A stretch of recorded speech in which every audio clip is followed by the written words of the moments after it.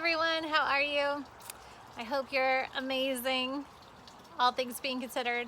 I'm going to show you a quick tutorial on how to do a DIY backyard stream / fountain situation, with the caveat being that this is not necessarily what I would professionally recommend as a practitioner of things of landscape architecture and urban design.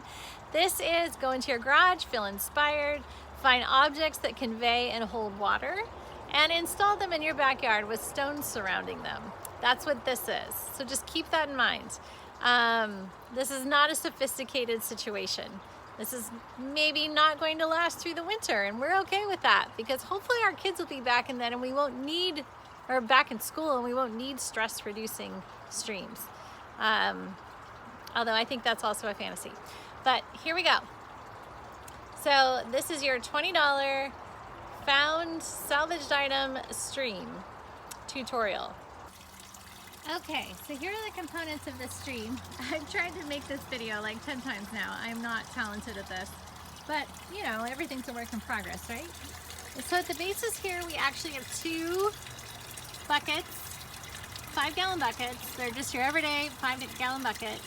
You could empty this into a pond. You could create like a pond situation and have a pump in that pond, but I wanted it to not accumulate so much, or at least in a visible sense. So what I have here is I buried one 5-gallon bucket. You can't see that. And then in that bucket, I put another 5-gallon bucket, and this is going to be like my pull out of the earth maintenance bucket. So I can pull the whole thing out and clean it and access the pump really easily. All the stones around it are just stacked, so everything can be dismantled pretty quickly and moved around and played with if you need to. And so that's what's holding the water for this whole system. This is just recirculating water. The pump is in there, you can't really see it.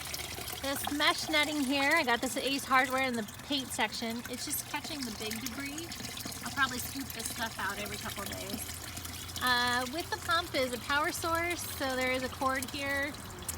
So you do need power. It'd be really cool if I could get a solar one, but I used pump off Craigslist. And then I've got 1/2-inch irrigation piping here that you can kind of see going up the hill. It's exposed just so you can see it. This came with the pump, this plastic basin here. I think this was all part of like a dismantled waterfall system. And so I put that in. It's not necessary. As you can tell, what is lining the whole stream here is this black plastic. This was leftover moisture barrier from underneath my house. So it's not proper pond liner. How long it's gonna last, I don't know. Hopefully it lasts for a while because I don't ever want to crawl under my house again because that was disgusting. We'll see how it serves as a stream barrier, but it's working so far. And then here is a Christmas elephant gift from long ago, Alfred. He's a little tacky, but he's a buddy at this point. So let's see, moving upstream. For the, I guess, headwaters, I basically did stacked stone.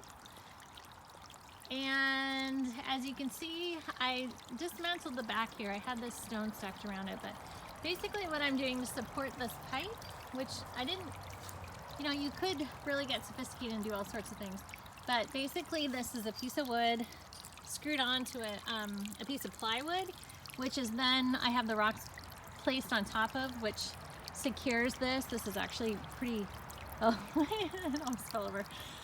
This is pretty well in here. I gotta kind of do some restacking. I've got some rock stacking skills to learn here. But the fun thing is depending on how you place these, you get different tonal qualities to the water, which is awesome.